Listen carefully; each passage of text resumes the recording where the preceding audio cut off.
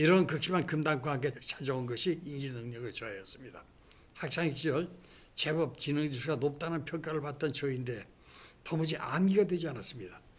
평안함을 청하는 기도부터 시작하여 AA의 12단계와 12전통 등 AA가 발행한 빅북의 일부를 암기시켰습니다. 며칠 되지 않는 평안함을 청하는 기도문도 암기가 되지 않았습니다. 앞의 한 구절을 암기하고 다음 구절로 넘어가면 그 앞 구절의 기억에서 사라지는 것이었습니다. 이렇게 너무나 긴 금단과 인지 능력이 저하된 저에게 원장은 알코올성 치매로 판정하기도 했습니다. 일주일에 한 번씩 허락된 면회 시간에 처참하게 망가진 저의 모습에 절망한 저희 아내는 간호사에게 저희 증상을 물었다고 합니다. 간호사는 책임 있는 답변을 하지 못하고 원장에게 물어보라고 떠넘겼습니다. 원장은 차마 치매라는 사실을 알릴 수 없어 지금은 술로 많이 허약해져 있으니 조금 더 회복이 되면 퇴원시켜 데리고 살라고 말했다고 합니다. 치매가 되었으니 그냥 데리고 살라는 겁니다. 그런 사실도 제가 술을 완전히 끊고 3년이 지난 후에 이야기했습니다. 세 번째 금단도 극심하게 시작되었습니다. 저희 치료 과정은 이미 알코올 병동에서 이야기한 것과 같이 마포의 병원에서 시작되었습니다. A에서는 알코올 중독 치료의 가장 좋은 방법은 아직도 회복되지 못한 동료 환자들을 돕는 것이라고 가르칩니다. A의 창시자인 빌 윌슨도 그렇게 회복했고 우리나라 초기 알코올 중독자들도 그렇게 회복을 했습니다. AA의 회복 프로그램인 12단계와 12전통의 마지막 완성 단계 제12단계에서는 이타적 봉사를 강조합니다. 이런 AA의 가르침에 큰 감동을 받은 저는 첫 입원을 끝내고 병원의 허락을 받아 일주일에 한 번씩 AA에서 빅북이라 부르는 익명의 알코올 중독자들의 해설을 강의했습니다. 이렇게 2개월이 지날 무렵 저는 그 무서운 재발을 경험하게 되었습니다. 그 재발은 저에게 큰 깨달음을 줬습니다. 그런 어느 날이었습니다. 오전 10시에 강의를 마치고 계단을 내려오던 저는 원장과 마주쳤습니다. 저는 간단한 인사를 나누려 했으나 그는 저를 외면하고 2층으로 올라가는 것이 아닌가. 순간 화가 치밀었습니다. 자기 병원에 무려 5개월간이나 입원 치료를 받던 환자가 아닌가. 그것도 다른 환자들과 2, 3개월이면 다들 퇴원을 하는데도 말입니다. 그리고 그 병원과 환자들을 위해 이렇게 매주 2시간씩 자원봉사를 하는 저에게 고맙다는 인사는 못할 망정 존재 자체를 철저히 무시하고 못 본 척하다니 흔히 쓴 배신감과 그런 대접을 받는 자신에 대한 자기연민과 비참에 자괴감이 들었습니다. 당시 정신병원은 환자의 인권은 사각지대였습니다. 20대 후반의 보호사가 60대 아버지 같은 노령의 환자에게 입에 담을 수 없는 욕설을 함부로 내뱉었습니다. 그리고 말했습니다. 아니 걷고 더러우면 안 처먹고 안 오면 될 거 아니야. 당시 중독사회에서 회자되는 말에 이런 것이 있습니다. 마약을 끊는 것은 만에 하나이고 알코올 중독자가 단주에 성공하는 것은 천에 하나도 어렵다고. 정신병원 보호사들의 임무는 환자들 난동을 제압하기 위해 고용되었고 그런 기능을 갖춘 사람들을 찾다 보니 자연 환자들에게 상처를 주지 않고 완력으로 제압할 수 있는 기술을 익힌 유도 고단자들을 선호했습니다.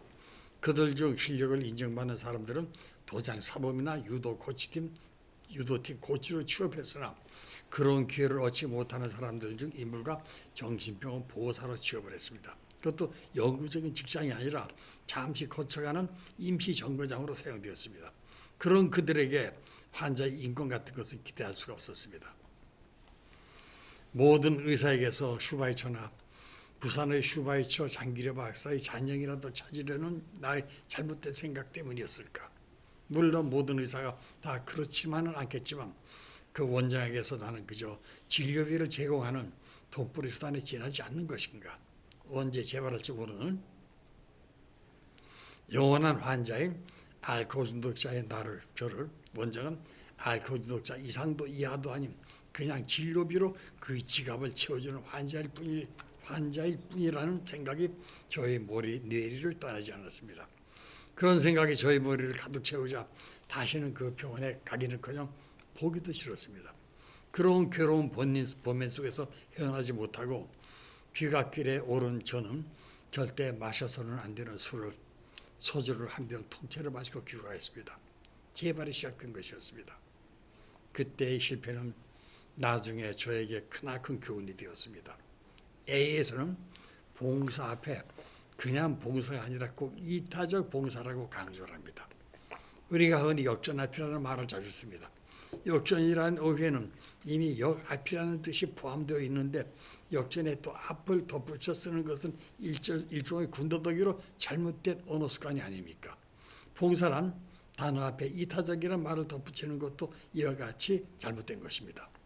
봉사란 말은 내가 아닌 남을 이롭게 한다는 뜻이므로 구태여 사족 같은 이타적이라는 말을 덧붙일 이유가 없는 겁니다. 그런데 왜 A에는 봉사 앞에 꼭 이타적이라는 말을 강조하는 것일까요? 물론 알코올 중독자가 같은 알코올 중독자들에게 하는 봉사는 봉사를 받는 알코올 중독자들의 회복에도 도움이 되겠지만 봉사를 하는 알코올 중독자들에게도 도움이 됩니다. 그들은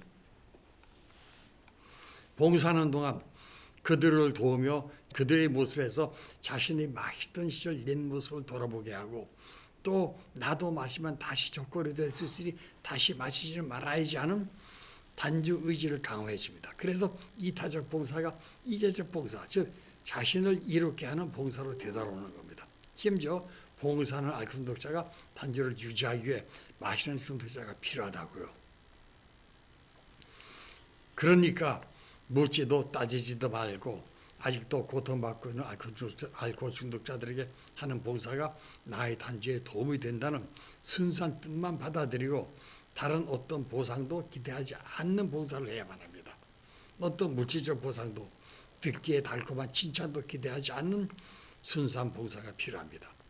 A의 12단계의 완성인 제12단계에서는 이렇게 가르칩니다. 이러한 단계로서 생활해 본 결과 우리는 영적으로 각성되었고 알코올 중독자들에게 이 메시지를 전하려고 노력했으며 우리의 생활의 모든 면에서 이런 원칙을 실천하려고 했다. 이 12단계를 성경에 대비한 구절이 더욱 저를 각성시켰습니다. 형제들아, 사람이 무슨 범죄한 일이 드러나거든 신령한 너희는 온유한 심령으로 그러한 자를 바로잡고 너 자신을 돌아보아 너도 시험을 받을까 두려워하라. 갈라디아서 6장 1절 9절입니다. 이런 정신으로 해야 하는 봉사의 정신을 저는 잠시 원장의 매몰찬 행동에 상처받고 순수한 봉사의 뜻을 망각한 것이었습니다. 아주 나중에 그런 순수한 봉사의 보상은 하나님이 하나님의 화표로 주신다고 하지 않았던가? 그런 진리를 잊고 있었던 겁니다. 그래서 그 후로 이런 시행착오를 하지 않으려고 노력해왔습니다. 이미 시작된 재발은 제 의지로 음주를 중단한다는 것은 불가능하다는 사실을 알고 있던 저는 치료가 필요했으나 자신은 인권의 사각지대인 그 병원에 가고 싶지 않았습니다. 그래서 아내에게 애원했습니다. 아내는 가난한 삶의 무게를 견디기 위해 또 나의 중독에서 회복을 위해 종교에 기댈 수밖에 없는 상태에서 교회에 전적으로 의지하고 있을 때였습니다. 그런 아내에게 말했습니다. 병원보다 기도원에 보내달라고. 그런 저의 제안을 아내는 받아들였습니다. 그렇게 간 곳이 경기도 북부 피군에 있는 제법 규모가 큰 기도원이었습니다. 그곳에 도착한 다음 날부터 그 무시무시한 금단이 시작되었습니다. 때는 6월로 기도원은 비수기였습니다. 그곳에 도착한 다음 날부터 그 무시무시한 금단이 시작되었습니다. 기도원을 찾는 신자들 대부분은 여성들로 학생들 방학이 아닌 때에는 아이들 등교 때문에 집을 비울 수 없었습니다. 그리하여 여름과 겨울 방학을 이용하여 신앙 성장을 위해 또 자신이 갖고 있는 문제 해결을 위해 기도원을 찾고 했습니다. 그런 비수기에 도착한 저는 저에게 기도원 사무실에서 조금 거리가 있는 큰 방이 제공되었습니다. 그 기도원 원장은 아내와 제가 출석하던 교회의 여성 전도사의 어머니였습니다. 교회 목사님으로부터 저를 소개받은 기도원 원장은 저를 위해 비교적 조용한 방을 배려해 준 겁니다. 그자는 식사 시간이면 저희 식탁에 다가와 천천히 많이 먹으라고 온갖 친절을 베풀었습니다. 그렇게 도착한 다음날 오후 9시경이 되었을까요? 금단이 시작되었습니다. 쇠지친 몸으로 앉아있기도 힘겨워 누워서 성경을 읽고 있을 때였습니다. 몇 줄 읽기도 전에 지쳐 성경책을 내려놓고 있노라면 저에게 이상한 소리가 들려오기 시작합니다. 아내의 목소리였습니다. 아내는 제 숙소 주위를 뱅뱅 돌며 알 수 없는 소리로 기도하는 겁니다. 그리고 그 소리는 점점 커져 제 귀청을 찢을 듯 했습니다. 그 소리가 정말 아내의 것인지 확인하기 위해 밖으로 달려나가면 그 소리는 순식간에 사라집니다. 그런 환청은 계속되었습니다. 그리고 그 아내의 목소리는 점점 커지며 저를 괴롭혔습니다. 저는 찬송가를 펴놓고 아갈스도 찬송가를 부르며 그 환청에서 벗어나려고 노력을 했습니다. 숨이 차서 잠시 찬송을 멈추면 이번에는 아내의 괴상한 기도 소리와 찬송 소리가 어우러지며 더 크게 제 귀청을 때리며 숙소를 만들었습니다. 그리고 그 소리는 점점 커지고 빨라지는 것이었습니다. 그런 환청이 계속되다가 약간 정신이 드는 순간이 찾아오기도 했습니다. 그때 저는 생각했습니다. 지금 이 시간이면 제 아내는 식당에서 장사할 시간인데 어떻게 이 먼 경기도 북쪽 끝자락의 기도원에까지 올 수 있단 말인가. 이거 분명 금단 중에 하나인 환청일 거야. 어디 한번 확인해 보자. 그래서 기도원 사무실 쪽에 설치된 공중전화를 찾아갔습니다.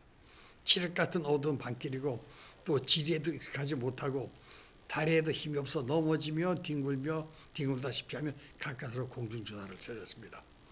전화선을 타고 아내의 근심에 찬 목소리가 들려왔습니다. 웬일이냐고 물어왔습니다. 저는 저의 고통스러운 증상을 고지고대로 얘기할 수가 없었습니다. 그래서 그냥 잘 있나 알고 싶어서 전화했다고 얼마 부리며 전화를 끊었습니다. 그래, 이건 환청이 확실하잖아. 이렇게 집에 있을 아내가 어떻게 이몸 기도까지 온단 말인가. 이 금단을 잘 이겨내야지 하고 숙소로 발길을 돌렸습니다. 돌아오는 길에서도 또 금단이 시작됩니다. 거물 모퉁이를 돌아갈 때 갑자기 머리를 산발한 소복의 백시장 같은 하얀 얼굴의 여인 얼굴이 부스로 나타나는 겁니다. 저는 비명을 지르며 그 자리에 주저앉았습니다. 이런 금단이 다음 날에도 계속되었습니다. 금단 기간 동안 먹지도 못하고 체력이 고갈되고 정신까지 혼미한 상태에 빠진 저는 그래도 금단을 의지로 이겨보겠다고 숙소를 나와 기도원 집회 장소인 예배당으로 향했습니다. 그곳에는 목사님들로 보이는 중년 남성들이 있었습니다. 저는 그들을 붙잡고 애원했습니다.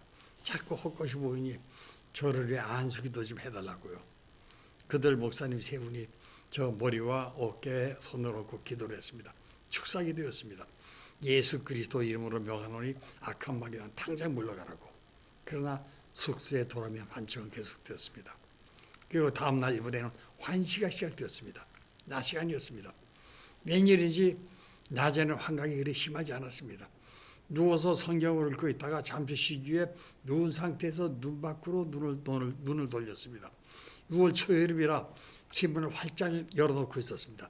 눈 밖의 앞산이 성큼 코앞까지 다가와 있었습니다. 초여름이라 싱그러운 숲이 꽃처럼 피어나고 있었습니다.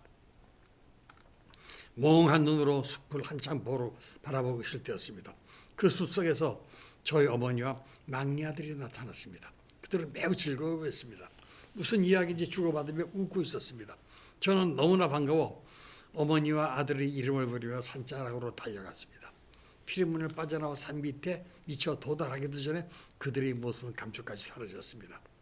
저를 놀리려고 의도적으로 숲속에 숨는 것만 같았습니다. 그런 일이 계속 반복되자 화가 치밀기 시작했습니다. 나를 놀려? 어디 한번 더 놀려봐. 저는 헌신문지 조각에 불을 붙여 들고 산의 숲을 태우기 위해 숙소를 빠져나왔습니다. 숲에 불을 붙이면 더 이상 숨을 수가 없을 테니까 숨은 곳에서 나올 거라고 하는 생각에서 숲에 불을 지르려고 했습니다. 다행히 그런 모습이 기도원 지원들에게 발각되었습니다. 그렇게 방어하면 큰 산불로 비화될 위험성이 큰 사건을 저도 모르게 저지르고 있었던 겁니다.